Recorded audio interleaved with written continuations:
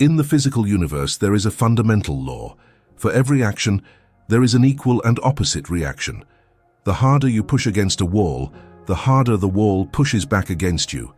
This is not a philosophy, it is a fact of reality. What we often fail to realize is that this is not just a law of physics, it is a profound and immutable law of the human soul. There is a particular kind of pain known intimately by the conscious woman. It is the pain of ineffective force. It is the exhaustion that comes from pushing with all your heart against the wall of a man's indifference, only to feel him become more distant, more solid, more resistant with every effort you make. You send one more text, hoping to bridge the silence. You initiate one more deep conversation, hoping to fix the connection. You pour more of your love, your energy, your understanding into the space between you, believing that the sheer force of your devotion must eventually break through. And yet it does not. The wall does not crumble, it grows taller. The silence does not break, it deepens. The distance does not close, it expands. You are left standing, breathless and depleted, in the crushing paradox of the human heart. Sometimes, the more you try to pull someone closer, the further you push them away. But what if this is not a failure of your love, but a misunderstanding of its physics? What if you have been trying to solve a problem of magnetism with the brute force of a hammer? What if the greatest power you hold is not in applying more force, but in a complete and total reversal of your own energetic strategy? This video will decode the psychology of reversal. We will not offer you more techniques for pushing harder. We will reveal the secret of why the counterintuitive and often terrifying act of your sovereign silence becomes the most potent trigger for a man's focused desire. You will learn that the key to his obsession is not found in the intensity of your actions, but in the profound, unshakable stillness of your being. This is not a lesson in how to fight for him. It is a lesson in how to become the quiet, gravitational center that he, by a law of nature, will inevitably be drawn back to. To understand the psychology of reversal, we must first dissect the psychology of the dynamic that is failing you. This is the dynamic of the old polarity, a pattern as predictable as gravity, the dynamic of pursuit and resistance. In any energetic exchange between two people, there is a flow of energy. When one person consistently initiates, pushes, and puts in more effort, they are taking on the role of the pursuer. Their energy is a push energy. The other person, feeling this constant push, instinctively and often unconsciously, takes on the role of the distancer. Their energy becomes a pull-away energy. This is a fundamental law of human dynamics. The more you chase, the more he has the luxury and the instinct to retreat. He does not have to work for the connection because he knows you will always be there, closing the gap. This is not a flaw in your character, it is a flaw in your strategy. And this strategy fails because of a deep biological reason. When you are in the energy of pursuit, you are not broadcasting a signal of love. You are broadcasting a signal of anxiety. Your nervous system is in a state of subtle alert. You are worried about the connection. You fear the distance. And this anxious energy is transmitted to him. Our nervous systems, through the unconscious process of neuroception, are constantly scanning each other for cues of safety or danger. A woman's pursuing energy, her constant check-in texts, her need to talk things through, her anxiety about the state of the relationship, is often read by a man's nervous system not as a sign of care, but as a sign of pressure. It activates his sympathetic nervous system, the ancient biological system responsible for the fight or flight response. He doesn't feel invited, he feels managed. He doesn't feel desired. On a primal level, he feels hunted. Think of the ancient metaphor of the hunter and the prey. In a healthy masculine-feminine polarity, the masculine energy is often the one that enjoys the pursuit. But when a woman, out of her own anxiety, takes on the role of the hunter, she forces him into the role of the prey. And what is the primary instinct of the prey when it feels pursued? To run, to create distance, to find safety in withdrawal. He may not consciously know why he feels the need to pull away from you. He may even logically like you. But his body, his biology, his primal instinct is reacting to the pressure of your pursuit. Every time you send that extra text asking if he's okay, Every time you initiate another conversation about where this is going, you believe you are showing him you care.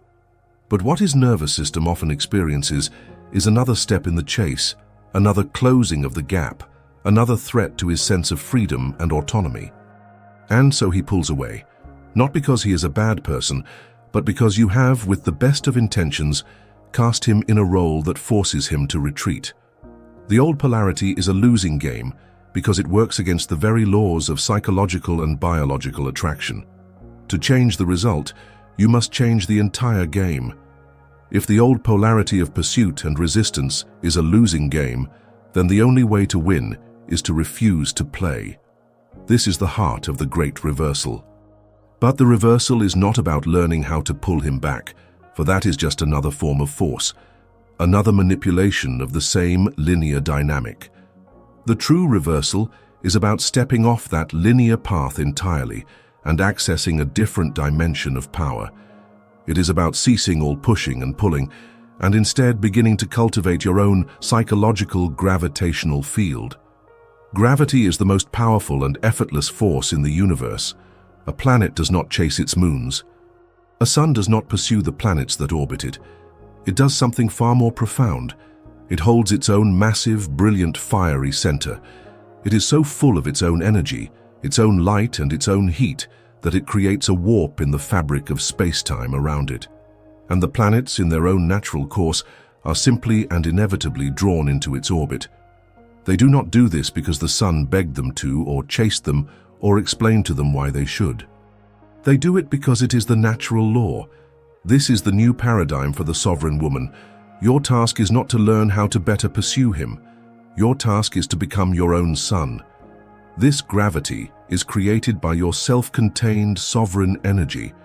When you withdraw your focus from him and pour that same energy back into the core of your own life, your purpose, your passions, your mental health, your spiritual growth, you begin to increase your own energetic mass.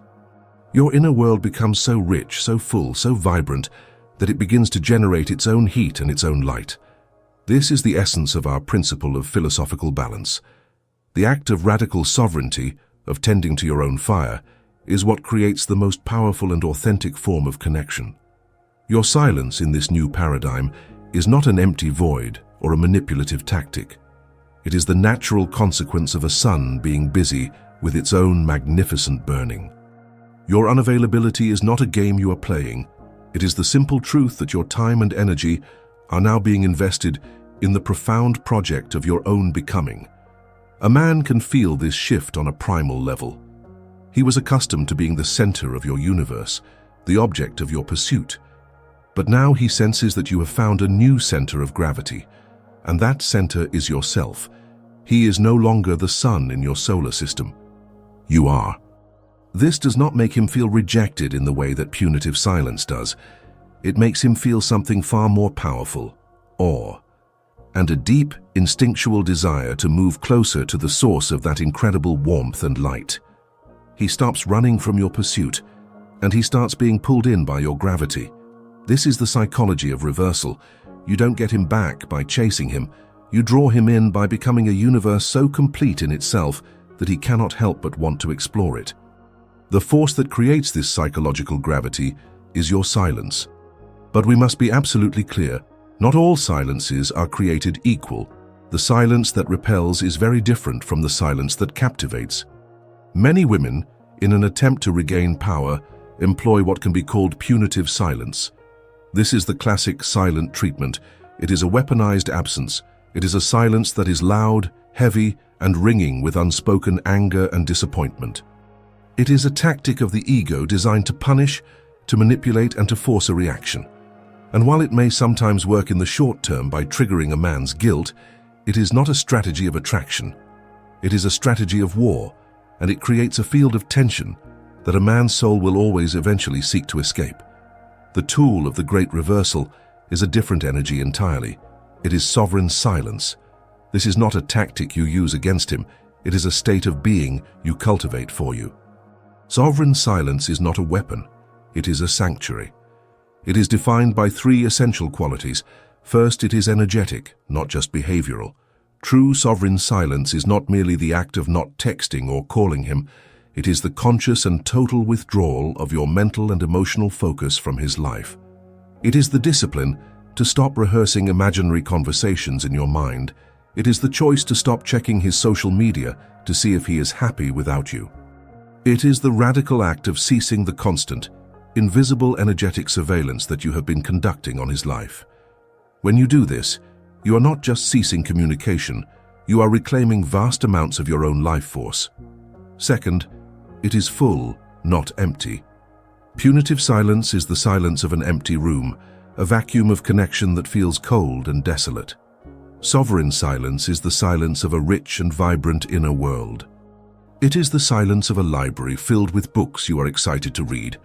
It is the silence of a garden you are lovingly tending. It is the silence of an artist's studio where you are so engrossed in your own creation that the outside world fades away.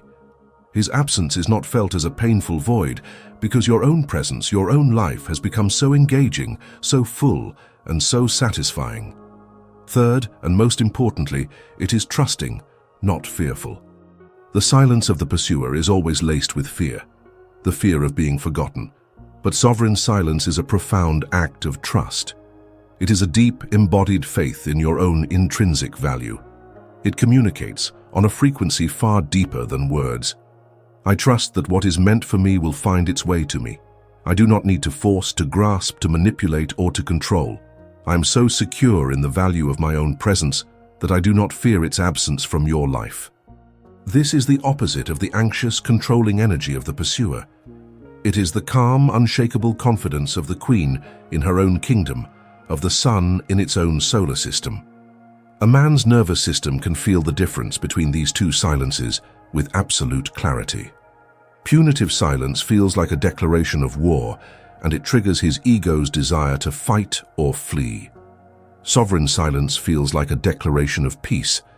It does not trigger his ego, it intrigues his soul. He feels not that you are playing a game, but that you are living in a reality whose rules he suddenly wishes to understand. To intellectually understand the concept of sovereign silence is one thing. To embody it, especially when the old patterns of pursuit are strong, requires a practical tool to shift your energy in real time. This is the alchemy. This is how you actively practice the reversal. The ritual is a powerful visualization designed to help you stop the unconscious push of your energy and reclaim your own life force. We call it the cord-cutting visualization. This is not an act of aggression or of severing a connection forever. It is an act of energetic hygiene. It is a declaration of sovereignty. You are not cutting him out of your heart. You are cutting the cord of your own anxious attachment and neediness. First, visualize the cord. Find a quiet space where you can sit and close your eyes. Take a few deep breaths to center yourself. Now bring your awareness to your solar plexus, the area of your stomach just below your ribs. This is often where we feel the anxiety of attachment, the butterflies of nervousness. From this center, I want you to imagine an energetic cord extending out from you and connecting to the man you have been focused on. See it clearly in your mind's eye. What does it look like? Is it a thick, heavy rope? A thin, frayed wire? Is it glowing with light or is it dark and dense? There is no right or wrong answer. Simply observe the nature of the cord through which you have been sending your energy. Second, acknowledge with gratitude. This cord, this pattern of reaching out, was a survival mechanism. It was a misguided attempt by a younger part of you to secure a connection it feared losing. It does not need your judgment, it needs your compassion. Silently, send a feeling of gratitude down the cord. Thank it for its service. Thank it for trying to protect you. Acknowledge its intention, even if its effect has been to push him away. By doing this, you are not fighting the pattern. You are lovingly releasing it from its duty. Third, the cut. Now it is time to reclaim your energy. In your mind, visualize a beautiful pair of golden scissors appearing in your hand. They are not a weapon of anger, they are an instrument of liberation. They feel warm and they radiate a gentle, loving light. Take another deep breath, and with a sense of decisive, compassionate clarity, see yourself reaching out and cutting the cord. See it sever cleanly, without struggle. Fourth, the recoil. The moment the cord is cut, the most important part of the ritual begins. Feel your energy, which had been flowing outward through that cord, now recoil back into your own body. Feel it as a wave of warmth, of light, of power, flooding back into your solar plexus. Feel it nourishing you, filling you, reminding you that you are your own source.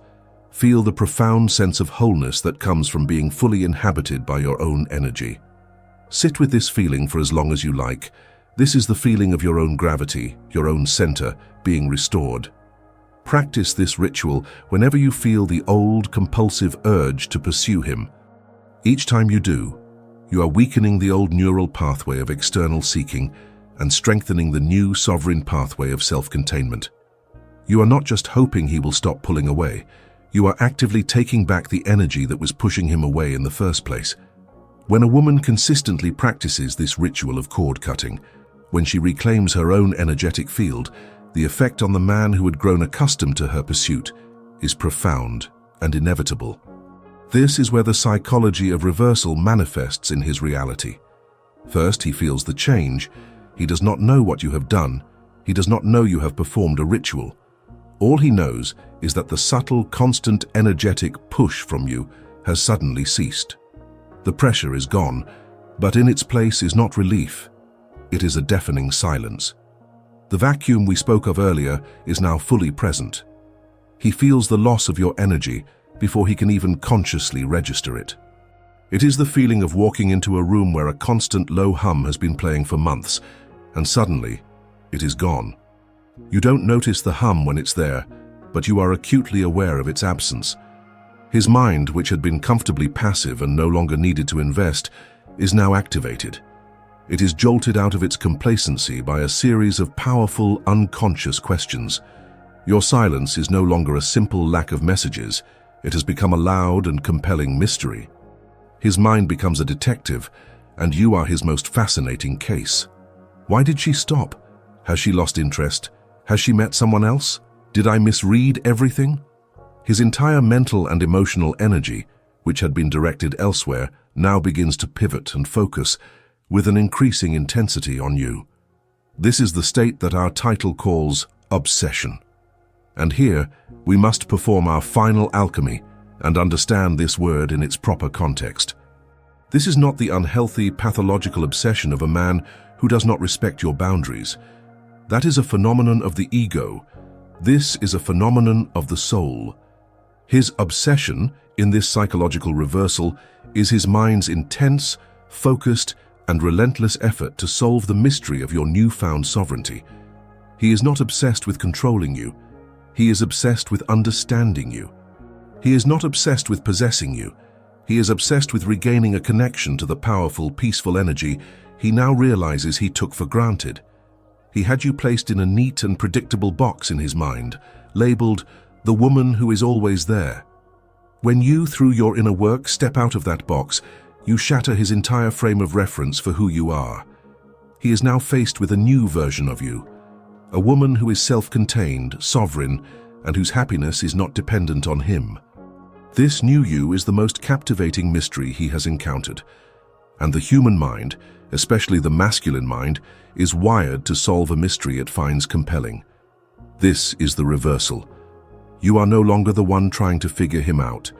He is now the one trying, with all his mental and emotional resources, to figure you out. We began this journey seeking to understand the psychology of reversal, a way to shift a dynamic from pursuit to attraction, from indifference to obsession. We have traveled through the neuroscience of the chase, the physics of psychological gravity, and the sacred ritual of reclaiming your own energy. And we arrive here, at the final, most important truth. The true reversal is not, and was never, about changing his behavior. It is about fundamentally reversing the direction of your own life force. For years, you may have been living in a state of energetic extroversion, your focus, your worth, your power, all flowing outward, seeking a home in him. The great reversal is the act of turning that flow inward, and here is the secret that will set you free. You did not reverse the dynamic to get him back. You reversed the dynamic to get yourself back. His renewed interest, his curiosity, the intense focus that we have labeled obsession, is not the prize. it is merely a symptom. It is the beautiful, inevitable consequence of a woman who has finally returned to her own power, who has remembered that she is the sun, not the planet. Your goal was never to make him orbit you. Your goal was to become so full of your own light that you could not help but create your own gravitational field. The man who is drawn back into this field is not returning to the woman who once chased him. He is returning with a newfound sense of awe and respect to the sovereign queen he is only now beginning to see. But whether he returns or not is no longer the central question of your life. The central question has already been answered. You have found your center. You have reclaimed your peace. You have come home.